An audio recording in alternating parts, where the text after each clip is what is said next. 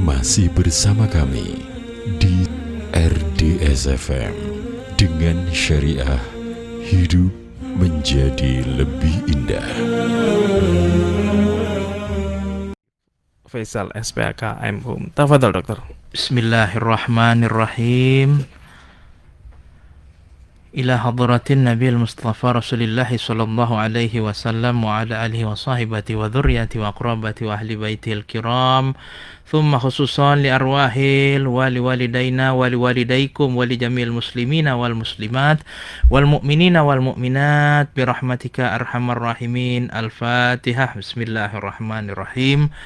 Alhamdulillahi rabbil alamin arrahmanir rahim maliki yaumiddin. Iyyaka na'budu wa iyyaka nasta'in ihdinas siratal mustaqim siratal ladzina an'amta 'alaihim ghairil maghdubi 'alaihim waladdallin amin. Baiklah hadirin yang dimuliakan Allah Subhanahu wa taala. Hari ini kita lanjutkan lagi, mudah-mudahan masih ingat ya beberapa kelakuan atau perlakuan yang seringkali dianggap mungkin benar, aslinya nggak benar, dan bisa menyebabkan hal-hal yang tidak diinginkan ketika kita merawat penderita lanjut usia ya. Perlakuan tak benar ini seringkali dipandang benar ya hadirin. Itu mengingatkan kita tentang kisah Nabi Yakub, Nabi Yusuf sama saudara-saudaranya Yusuf. Jadi saudara-saudara Yusuf tuh ada yang berasal dari sama ya, satu ayah satu ibu. Sebetulnya sama-sama ya Nabi Yakub. Tapi ada juga yang berasal dari ayah yang sama tapi ibu yang berbeda. Kalau ya Yusuf dan Benyamin atau Bunyamin adiknya itu berasal dari ayah dan ibu yang sama. Tapi saudara-saudaranya yang lain ya, yang memutuskan untuk meletakkan Yusuf di sumur ya kan. Habis itu ujung-ujungnya mereka minta tolong juga. Nah, itu banyakan dari beda ibu walaupun satu ayah. Salah satunya kan ketika sandiwara yang dibikin sama saudara-saudara Yusuf tuh. Sebetulnya sebagai nabi, sebagai rasul, Yakub nih ya diberitahu lah oleh Allah Ta'ala. Skenarionya nanti akan begini. Makanya kita lihat tak ada satupun kalimat Yakub sebagai ayah yang sudah tua pun, karena nanti saudaranya itu ada yang bilang Syekhul Kabir, berarti Yakub pada saat itu juga sampai keadaan lansia ya, karena terpisahnya kan lama. Yusuf masih kecil sampai jadi apa kan, Perdana Menteri ya, sekurang-kurangnya Menteri Koordinator bidang perekonomian dan bendahara negara ya. Ya, Yakub bilang sebenarnya hanya dirimu sendirilah yang memandang baik urusan yang buruk itu. Maka hanya bersabar itulah yang terbaik bagiku. Fasabrun jamil, kata Yakub. Nah, ini tapi tak semua lansia sanggup ini berbuat begini, dibeginikan sama anak-anaknya. Banyak juga yang jadi stres. Nah, disitulah kenapa kita memutuskan untuk membuat kajian usia lanjut ini. Sedikit banyaknya kami ingin menemani para lansia di usia lansianya. Bagaimana supaya bisa mendapat pencerahan sedikit demi sedikit, supaya bisa sedikit demi sedikit apapun yang terjadi itu dibalikkan lagi. Ya, inabah kembali kepada Allah, ya. Wallahu musta'an, kata Nabi Yakub si ayah ini. Ala ma tasifun. Hanya kepada Allah ajalah aku memohon pertolongan terhadap apa yang kamu ceritakan. Sebagai ayah, sebagai Rasul, Yakub udah tahu kelakuan anak-anaknya ini, ya, terhadap anaknya itu Yusuf ya, abang-abangnya ya Yusuf nih. Tapi begitulah. Jadi hadirin sekalian, kalau yang dengar nih ada yang lansia mungkin diperlakukan tak benar ya sama keluarganya, sama anak-anaknya, sama menantunya, maka ingatlah ya, dulu pun ada seorang kekasih Allah yang diuji coba seperti nasib kita juga sekarang ya, yaitu Sayyidina Yakub alaihissalam ya. Nah, tempo hari kita udah bahas beberapa definisi perlakuan tak benar pada usia lanjut menurut mazhabnya di Amerika Serikat ya. Yang pertama bisa nanti abuse, physical Abuse itu apa ya Mas ya? Kan kalau diterjemahkan ke bahasa Indonesia, abuse itu penganiayaan. Aslinya memang ini hukum kriminal kalau di Amerika Ya. Serikat. Anda menelantarkan orang tua Anda itu di sana tuh Anda bisa dibuat miskin sama negara. Ya, Anda bisa masuk penjara. Perlakuan tak benar secara fisik, ya misalnya yang bisa mengakibatkan lansia itu celaka, sakit, nyeri, ya, luka, cacat. Seperti itu misalnya mendorong, memukul, menampar, memberi makan dengan paksaan. Banyak kan yang memberi makan dengan paksaan. Mau makan nggak? Kalau nggak mau makan, udah ya, biarin aja lapar. Udah tua, ada nggak begitu? Seperti itu. Salah memposisikan, ya itu ya. Pasien immobile ya, Mobile. tak bisa bergerak, dibiarkan ya begitu sampai keroak begitu. Atau salah menerapkan pembatasan atau pengobatan, harusnya berobat. Kadang pun berobatnya pakai duit si lansia ininya, tapi entah kenapa yang keberatan mengeluarkannya justru para menantu. Nah, seperti itu.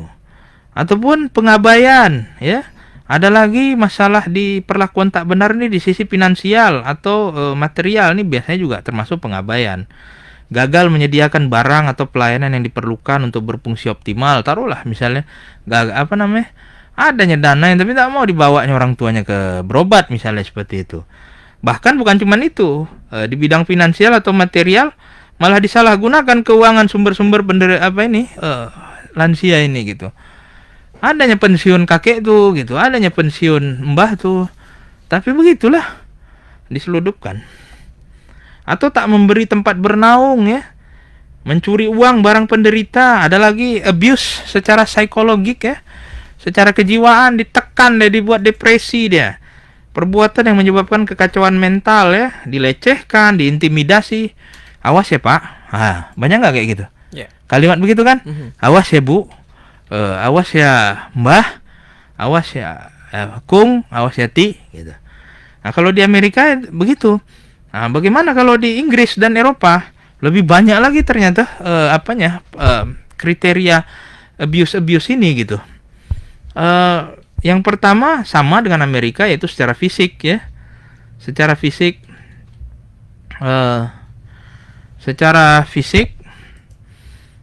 yang pertama itu perlakuan dengan kekuatan fisik yang non-insidental. Non-insidental itu kan bahasa lembut. Sebetulnya bukan kecelakaan, emang dasar dibuat. Gitu loh. Ya, mengakibatkan cedera badan, nyeri atau kecacatan. Seperti itu. Membiarkan orang tua Anda misalnya, taruhlah misalnya orang tua Anda sakit lutut. Alih-alih Anda membuat misalnya pegangan di kamar mandinya Anda nggak kosrek, jadi licin, dia jatuh gitu. Nah, itu termasuk juga. Nah, itu bukan insidental, itu kesengajaan. Memukul, menampar, mendorong, membakar, memberi hambatan fisik ya. Akibatnya bisa memar, patah tulang ya. Akibat misalnya nggak dijaga, terjatuh nenek tuh atau kakek mbah tuh, patah pinggangnya. Ya, seharusnya bisa dicegah kan? Nggak wajib jatuh dia. Nggak wajib patah. Ya, sunat pun nggak. Gitu. Tapi kok jadi jadi begitu karena kelalaian gitu. Seperti itu. Habis itu secara psikologik ya. Secara psikologik itu tadi sama ya dengan Amerika ya, memberi ancaman, menghina, sumpah serapah, tindakan verbal lain, verbal itu kalimat ya. Terus menerus lagi, istiqomah dia nyakitin orang tuanya. Itu aja yang istiqomah dari kehidupannya. Nah, begitu. Kalau untuk Islam dan kaum muslimin nggak ada istiqomah. Tapi kalau untuk nyakitin lansia yang dalam pemeliharaan istiqomah deh. Atau kekejaman mental. Nah itu dia tadi, kekejaman mental yang menyebabkan tekanan fisik. Bukan main ya Quran nih ya. 1400 tahun yang lalu udah dibilang fala taqul lahuma uffin. Uffanya nggak boleh kan? Wala tanharhuma gitu. Itu 1400 tahun yang lalu, ilmu ini belum lahir. Ya. Fakultas kedokteran juga belum ada. Gitu program pendidikan dokter spesialis penyakit dalam, terus konsultan geriatri juga belum ada 1400 tahun yang lalu, tapi Quran sudah membuat ini satu bab ini yang lagi kita bahas sekarang gitu. Jadi jangan bilang nggak tahu. Itu Quran udah ada dalam kehidupanmu sejak 1400 tahun yang lalu. Kamu Islam, orang tuamu Islam, kakek nenekmu Islam, sebelum-sebelumnya Islam. Dan Kalau justru harusnya pada orang bule ini yang wajar. Mereka baru mengenal Islam kapan? Setelah kita kalah kan perang salib. Diangkatin semua kitab-kitab, buku-buku kan begitu. Di situ mereka mau renaissance katanya kan, pencerahan.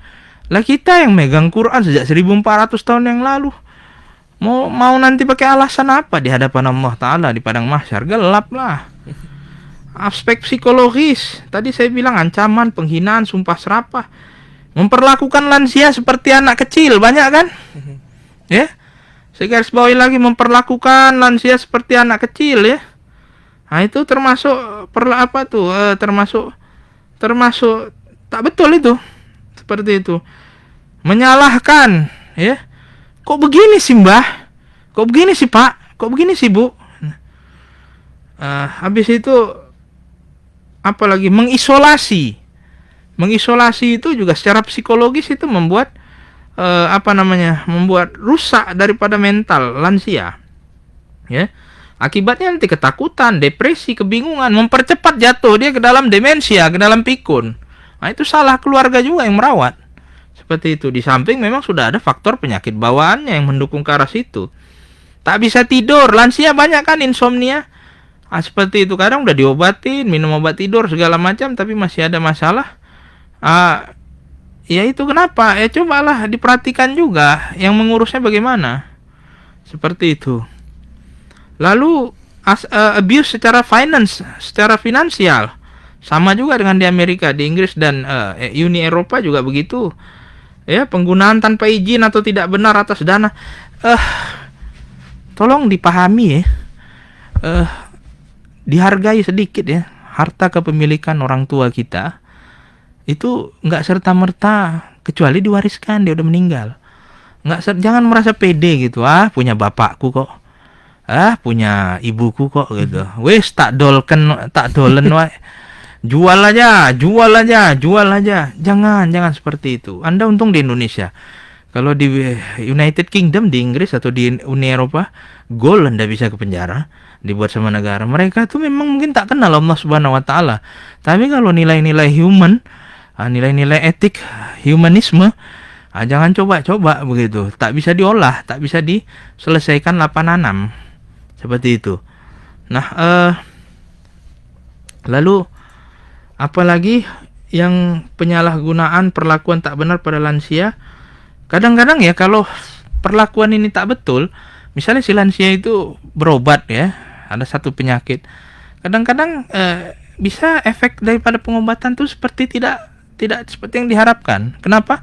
Karena ternyata ada perlakuan tak benar pada lanjut usia ini gitu. Nah, seperti itu. Lalu apalagi menyalahgunakan keuangan, benda berharga atau hak milik, itulah tadi. Wes didolke wae punya bapak iki gitu. Punya bapakku ini kok gitu. Jangan seperti itu. Itu salah itu ya. Atau merubah testamen dengan paksa. Testamen ini kalau kita di sini mungkin surat wasiat. Banyak kan yang begitu. Begitu surat wasiat yang ditulis almarhum orang tuanya nggak betul, jatah dia kurang, bisa diolah nih, olah mengolah kan begitu. Lalu apalagi kehilangan uang. Akibatnya apa lansia ini? Itu dia tidak mampu untuk bayar rekening, tak mampu untuk bayar berobat gitu. Padahal duitnya ada. Tapi begitulah diselewengkan sama yang ngasuh. Seperti itu. Lalu abuse secara seksual ternyata ada juga ya. Udah lansia masih juga kena abuse secara seksual. Penyertaan langsung atau tidak langsung dalam aktivitas seksual tanpa izin penderita. Kita walaupun katanya negara mayoritas Islam sering ya, sejak dari zaman ada koran sampai sekarang ada internet, dibaca di koran ada lansia diperkosa seperti itu kadang oleh keluarganya sendiri. Dulu waktu saya di Medan ada itu peristiwa pembunuhan seorang nenek. Kebetulan nenek ini dosen saya. Ya, seorang spesialis forensik. Saya asistennya pada saat itu. Udah nenek-nenek lah, kan begitu. Udah dibunuh sama cucunya sendiri, masukkan ke septic tank. Pada saat itu di koran di Medan sana jadi headline, dokter forensik akhirnya menjadi diforensikin gitu kan. Gitu. Tapi itu terjadi gitu, di abuse itu kan. Gara-garanya waktu itu apa ya? Minta beliin apa, motor apa begitu, si cucu nih tak dikasih atau apa, udah dibunuhin nenek. Nenek ini seorang dokter spesialis forensik gitu. Ya dosen saya gitu kan. Udah jauh lah ini peristiwanya. Tapi sejak dari zaman itu itu sudah ada gitu. Nah, ini adalah sesuatu hal yang sangat-sangat menyedihkan gitu di negeri yang berpancasila ini, kalau yang katanya kemanusiaan yang adil dan beradab ini, kalau kita tak beradab kepada para lansia ini seperti itu. Apa bedanya kita dengan negeri RRC misalnya? Di mana hak asasi manusia itu, lansia kan manusia juga. Nah, jadi tolong bagi yang sudah mengikuti siaran nih, lansia ini, kesehatan lansia ini, yang sudah mengikuti lama, tolong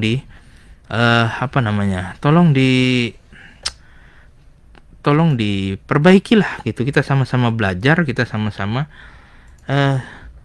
sama-sama memperbaiki diri. Dan kalau yang dengar ini adalah lansia yang memang diperlakukan begini, saya harap janganlah bersedih hati, sebab bukan hanya Anda yang diperlakukan begitu. Dulu Nabi Allah Yakub alaihi salam itu sampai bilang, wa tawalla anhum wa qala ya safa ala yusufa wa yaddat ainahu minal huzni fahuwa kazim. Apa kata Yakub? Yakub berpaling dari mereka karena udah dongkolnya kali menahan rasa marah. Dari anak-anak Israel berkata, duhai duka citaku terhadap Yusuf, dan kedua matanya menjadi putih. Putih mata ini kan peribahasa, saking sedihnya. Karena sedih menahan amarah terhadap anak-anaknya. Jadi bukan hanya Anda yang diperlakukan kayak gitu. Nabi Allah Yakub kurang sempurna apalagi di dalam mengajarkan pendidikan keluarga. Ini cobaan lah dikasihkan Allah Subhanahu wa taala. Tapi begitu pun kan, ibarat kata dari belajar dari surat Yusuf tuh, ada berapa sih Bani Israel ini, kalau nggak salah 12 kan ya. Karena kan nanti 12 mata air kan begitu.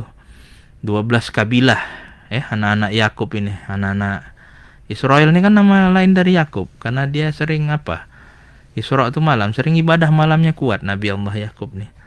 Tak semuanya buruk kan begitu. Ada Nabi Yusuf juga kan begitu.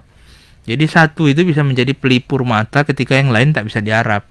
Mudah-mudahan Anda yang, wahai para lansia yang banyak anak, banyak cucu, banyak cicit, banyak menantu, kalaupun ada yang buruk satu dua, yang lain-lain bisa dijadikan Allah Ta'ala sebagai kesejukan mata alias penghibur bagi kita. Ketika Yakub udah begitu, anak-anaknya bukan makin simpati, maka dibilang anaknya, qalu tallah. Kalau pakai tallah itu berarti anak-anak itu udah yakin kali Itu tallah tuh sama dengan wallah gitu. Tafta'u tadhkuru Yusufa hatta takuna haradan au takuna minal halikin. Apa dibilang anak-anak Yakub sama Nabi Yakub? Demi Allah, tallah tadi, engkau tak henti-hentinya mengingat Yusuf, ya kan? Sehingga engkau mengidap penyakit berat, atau engkau termasuk orang-orang yang akan binasa. Jadi malah anaknya alih-alih simpati sama Nabi Yakub, malah dibilang begitu, memang sakitnya bapak nih gitu. Tapi begitulah Yakub. Apa kata Yakub? Qala innama ashku bathi wa huzni ila Allah wa a'lamu minallahi ma la ta'lamun. Hanya kepada Allah sajalah aku mengadukan kesusahan dan kesedihanku. Aku mengetahui dari Allah apa yang tidak kamu ketahui. Kan udah tahu Yakub nih apa yang akan terjadi sama Nabi Yusuf ketika Nabi Yusuf menceritakan mimpinya itu. Ya kan 11 bulan kan, karena ada 11 kabilahnya, sama dia 12. Apa itu bersujud sama itu, udah Allah Ta'ala kasih tahu Yakub tuh, anakmu nanti akan begini. Jadi ya kita pun yang mendapatkan Al-Quran nih, sejarah kan selalu berulang. Jadi jadikanlah Al-Quran ini penawar dan obat ya. Para lansia ya, kalau Anda mendapatkan perlakuan yang tak betul yang kami sampaikan ini sejak Rabu yang lalu nih, pertemuan kita kedua, banyak-banyaklah baca surat Yusuf tuh sambil direnungkan. Nah, Nabi Yakub pun digituin sama anak-anaknya. Nah, seperti itu. Lalu apalagi pengabaian ya.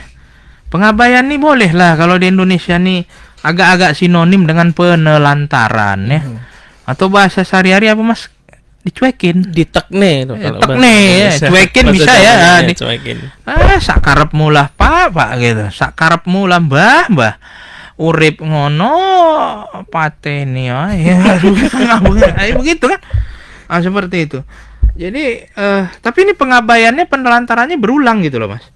Ya, harusnya dia dapat sesuatu bantuan ya, yang penting dalam kehidupannya terkait kesehatan maksud saya. Ya disengajain emang gitu. Seperti itu. Tak menyediakan makanan, banyak kan kayak gitu? Iya. Diawali marah kan. Oh, bapak ini misalnya kan. Minta ini, minta itu, udah dicariin susah-susah. Tahu nggak bapak itu jajannya? Udah. Itu maksudnya uang jajan si cucunya gitu. Udah dicariin, tiba-tiba udah dapet nggak dimakan. Sering kan begitu? Iya. Habis itu tempat berlindung kan begitu kan? Berapa banyak rumah lansia itu di hijack atau dibajak sama menantu? Banyak kan, Mas? Iya. Malah tersisih dia. Tapi itulah karena kasih sayang si lansia sama cucu-cucunya. Ya itulah seperti yang Yakub bilang tadi. Hanya kepada Allah aku adukan. Nah itu. Habis itu rumatan kesehatan, maksudnya perawatan kesehatan banyak kan. Memang sengaja, bukan karena nggak ada dananya. Si lansia ini pun sendiri adanya pensiunnya, ada tabungannya. Tapi emang dasarnya ya begitu, disengajain begitu sama yang merawat. Lalu hygiene ini kebersihan diri, misalnya nggak dimandikan, banyak kan? Banyak dong. Banyak yang udah immobile nggak dimandikan, kamarnya udah kayak kandang, bau pesing, spray nggak diganti-ganti karena si lansia udah kencing di situ, berak di situ, jendela boro-boro dibuka, apalagi dikasih AC boro-boro gitu. Habis itu kamar mandi nggak pernah disikat, jadi licin, berlumut, bisa bikin kepleset ya. Seperti itu. Lalu salah guna obat-obatan berlebihan. Macam-macam lah, ya. Akibatnya apa? Bisa malnutrisi. Jadi banyak kan lansia malnutrisi, kurang gizi itu karena perlakuan tak benar dalam perawatannya gitu. Sudahlah memang lansia nih payah makan kan begitu. Dimarah-marahin pula. Akhirnya ya semua faktor fisik, psikologis, finansial itu jadi satu gitu. Harusnya penyakitnya ringan, karena ini perlakuan tak benar pada lanjut usia ini akhirnya semuanya jadi berat gitu. Jadi kita juga kita juga takutnya yang merawat ini justru berperan di dalam penderitaan atau sakit lansia ini semakin parah gitu. Nah, seperti itu.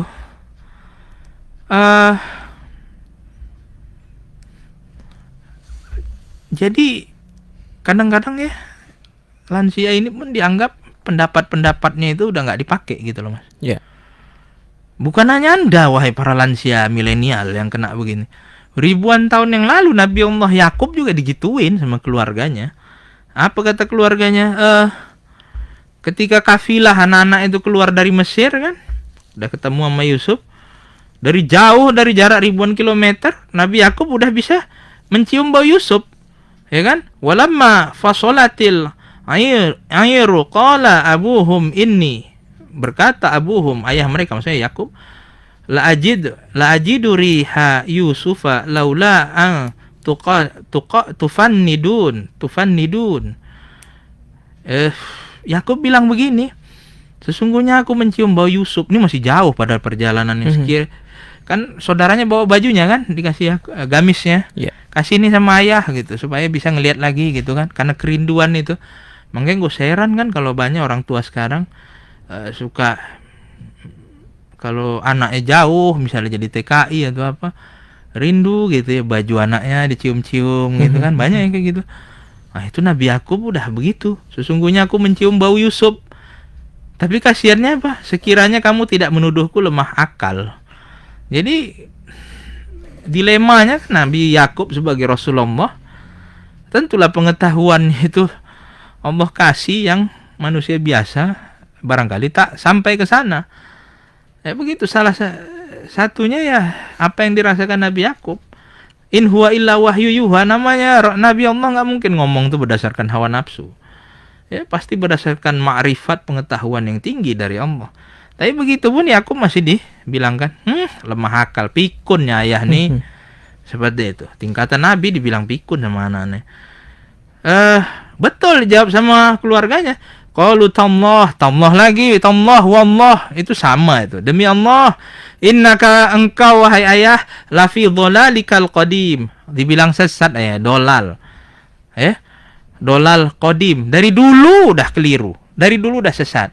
Udahlah tua, pikun, sesat pula. Nah, tapi ketika sampai baju itu diusapkan ke muka, Nabi Yakub bilang, ya, qala alam aqul lakum inni a'lamu minallahi ma la ta'lamun. Bukankah aku telah katakan kepadamu bahwa aku mengetahui dari Allah apa yang tidak kamu ketahui? Barulah di situ anak-anaknya bilang, oh kalau gitu betul lah ya, tolonglah mohonkan ampunan kepada Allah untuk kami atas dosa-dosa kami yang salah. Baru sadar. Nah, seperti itu. Baru Yakub bilang, aku akan memohonkan ampunan bagimu kepada Tuhanku, ya. Innahu huwal ghafurur rahim. Allah Maha Pengampun, Maha Penyayang. Jadi bagi Anda para lansia, ya, menghadapi perlakuan tak benar pada lanjut usia ini, ya, itu Anda nggak akan dapat terapinya kecuali dalam Al-Quran, ya. Karena yang membuat definisi ini pun yaitu dokter-dokter di Amerika dan di United Kingdom, England, British, ya, maupun Uni Eropa, mereka juga belum ketemu solusinya. Tapi ternyata solusinya ada di dalam surat Yusuf. Solusinya adalah begitu tadi, hanya kepada Allah aku mengadukan segala kesedihanku. Optimis Anda wahai para lansia, kalau dapat perlakuan begini dari yang merawat Anda, Anda harus tetap mengikuti apa yang telah dijalani oleh Rasulullah Yakub alaihi salam, Rasulullah Nabi Allah Yakub alaihi salam. Karena pastilah Allah tidak akan memungkiri janjinya. Nah, inilah perbedaan antara kesehatan usia lanjut bagi orang-orang yang beriman kepada Allah, ya, dan hari akhir dibandingkan dengan yang sekuler. Ya. Nah, sebab mereka tak dapat ini, mereka bingung sampai sekarang.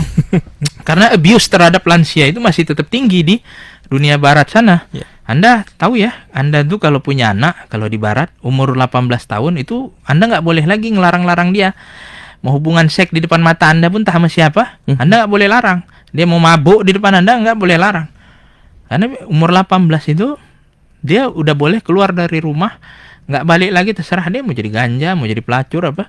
Nah, itu Anda nggak boleh larang. Anda larang-larang, Anda yang bisa diadukan dia ke polisi. Seperti itu. Kalau di dunia barat ada masih ada berapa menit lagi, Mas? Boleh saya cerita sedikit pengalaman waktu saya kuliah Dok. di apa sana, di dunia barat, ya, di Eropa. Dulu kan setelah Perang Dunia selesai, ya, Mas. Mungkin habis ini tanya jawab nanti kita lanjutkan lagi Rabu depan sesi ketiganya, karena panjang ini, ini khusus judul ini penelantaran ini saya mau panjangkan sampai sebulan 4 kali pertemuan, karena dari semua yang kita pelajari bersama-sama tentang kesehatan usia lanjut, saya kira ini yang paling penting, ya. Karena apapun penyakitnya, kalau perlakuannya kayak gini, habis saja taqabbalallahu minna wa minkum, kan begitu.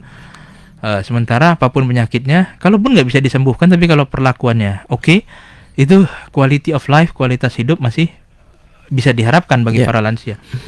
Jadi gini, Mas, setelah Perang Dunia berakhir, habis itu perang kan berlanjut, banyak perang-perang di Timur Tengah, ya. Dulu ada Irak, Kuwait, Irak, Iran. Singkat kata singkat cerita, Lebanon juga dulu. Habis itu ada siapa tuh yang Gaddafi itu di mana, Libya dulu nih, ya, ceritanya. Zaman TV Anda masih hitam putih dan baru ada TVRI. Kalau perang Teluk gitu. Jadi karena banyak perang, itu banyak migran dari negara-negara Timur Tengah kan pergi mengadu nasib ke Amerika Serikat, ke Jerman, Ke ke Eropa seperti itu. Nah, itu banyak dari mereka yang membawa keluarganya, ya. Mayoritas dari mereka tentulah sama agamanya dengan kita. Adat budaya Islam kan nggak beda-beda jauh, kan begitu. Sampai di sana, ingat ya, ini generasi pertama nih, generasi imigran. Mereka mengadu nasib di sana. Kalau di New York, yang pernah saya amati dulu, banyaknya mereka jadi taxi driver. Jangan cerita sekarang udah ada ojek online, ya, dulu belum gitu, masih taxi meter. Apa argo, ya? Argometer. Cab. Nah, taxi cab tuh sama, ya. Nah, itu generasi pertama para migran muslim ini dari negara Timur Tengah mayoritasnya. Nah, ini ketika sampai ke sana mereka itulah berjuang, ya, berjibaku, karena banyak yang datang itu cuma membawa baju selembar. Seperti itu. Banyak yang berhasil karena ketekunan, kesungguhan itu, kepala jadi kaki, kaki jadi kepala. Tapi begitulah, banyak juga yang karena kesibukan tadi berusaha survive di kota-kota besar di Amerika dan Eropa, agak lalai di dalam mendidik adat budaya keislaman dari leluhur di tempat dia berasal kepada generasi anak yang dia bawa. Anak berarti generasi kedua. Tolong diingat ya, dia generasi pertama, anak generasi kedua. Nah, sehingga ketika generasi kedua si anak ini besar, itu anak ini besarnya sudah di West ya, di negara barat. Nah, ini mulai awal-awal sih tentu masih dikasih ingat-ingat, kau dulu anak orang Arab, budaya kita dulu Islam begini. Tapi masuk juga udah mulai ya dia tumbuh kembangnya kebanyakan dari imigran Timur Tengah ini, dia itu tidak berada di area-area yang elit-elit ya, tempat tinggalnya survive aja udah syukur kan begitu. Tapi kebanyakan tinggal di Bronx apalah kok di sini ya, daerah pinggir lah gitu ya, daerah-daerah Midtown gitu. Singkat kata singkat cerita ya, daerah-daerah yang tingkat kriminalnya tinggi gitu. Biasanya mereka gabung dengan gangster gitu. Iya, Hispanic ataupun Negro. Oh, Negro ya. Hispanic itu yang migran dari ini Amerika Latin, Spanyol, Hispanic. Nah, ini mulai sedikit karena kesibukan orang tua tadi berusaha untuk survive, menyekolahkan anak apa semua kan, mengkuliahkan, biayanya jangan Anda kira. Anda mungkin melihat biaya di sini udah mahal, tapi di sana lebih mahal lagi gitu. Itu akhirnya kan ya begitulah, harus kadang ada yang bisa membagi waktu antara mencari nafkah sama mungkin mendidik keluarga kan, supaya tidak terkontaminasi dengan kehidupan barat. Tapi banyak juga yang tak sanggup. Akhirnya si anak ini banyak yang terkena imbas dari westernisasi ya, karena dia tumbuh kembang bermain di environment lingkungan. Nah, itu sebagian ada yang sebagian ada yang tetap berusaha jadi seorang muslim yang baik, tapi tidak sedikit juga yang merasa dirinya adalah orang barat gitu loh. Enggak bagian dari budaya internasional. Mulailah ada timbul Islam itu terbelakang, malu, mengekang gitu. Dia dapat info yang jelek-jelek tentang tanah leluhurnya, di mana perempuan dibeginikan. Ada, akhirnya mulai ada yang memberontak. Itu masih generasi kedua, masih 50-50. Masuk generasi cucu. Yang tadi generasi kedua ini kan pasti akan tumbuh besar, dewasa, kawin ya, punya anak, ngelanjutin hidup lagi kan, berjuang apa. Nah, generasi cucu ini banyak yang sudah kehilangan sanad, ketersambungan gitu, ketersambungan batin, terutama dengan leluhur-leluhurnya ini tadi ya, yang mayoritas dari negara-negara yang muslim gitu. Nah, generasi cucu apalagi generasi cicit ini banyak yang akhirnya sama sekali kadang-kadang cuma namanya doang yang Islam, bahkan namanya juga nggak dipakai kadang nama Islam. Banyak yang kadang-kadang lebih barat daripada anak-anak bulenya, anak-anak baratnya gitu. Nah, ini fenomena yang sangat-sangat miris ya,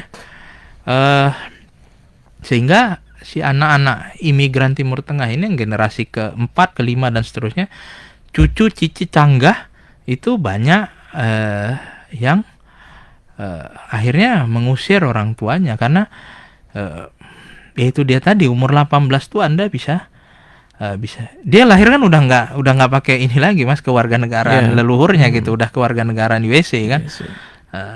Ya itu dia tadi banyak yang diusir gitu. Ini hasil obrolan saya kalau lagi sholat Jumat di masjid-masjid itu. Tentulah saya ngomongnya pakai bahasa Inggris karena walaupun mereka kakek-kakek lansia asalnya dari Timur Tengah, tapi kan dah lama kerja di dunia barat, dah bisa lah bahasa Inggris. Saya ceritalah curcol. Nah, seperti apalagi tahu saya dokter, ceritalah begini begitu, anaknya tak peduli beda. Banyak yang terlontar, nyesal aku dulu demi menyelamatkan ekonomi, aku berani tinggalkan kabilahku, aku berani tinggalkan tanah leluhurku gitu. Ternyata sekarang setelah dapat ekonomi, anak cucu cici canggah kuliahnya tinggi-tinggi jadi eksekutif muda, ternyata apa yang pernah aku dapat sejak ratusan tahun dalam bangsaku, dalam tanah airku hilang begitu. Ya, mudah-mudahan sekarang makin banyak dakwah Islamiyah di negara-negara Barat. Tapi justru yang sering jadi aktif itu adalah yang tadinya bukan Islam, artinya boleh.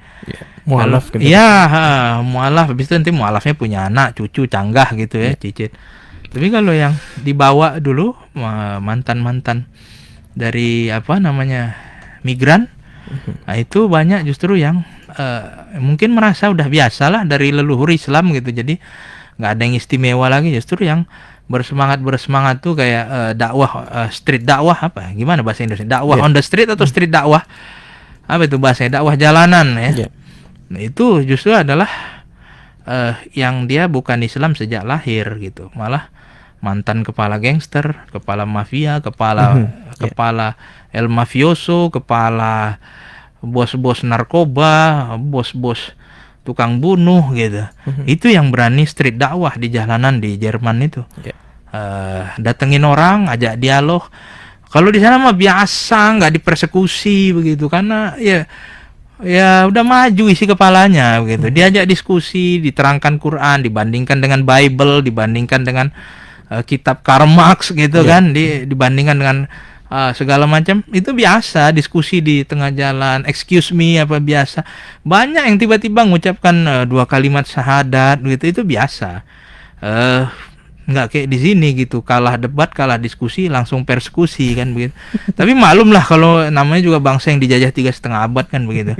Nah, jadi inilah barangkali sedikit contoh nyata kehidupan para lansia yang mungkin bisa saya sampaikan berdasarkan referensi-referensi maupun pengalaman waktu zaman saya masih sekolah. Terima kasih. Mas.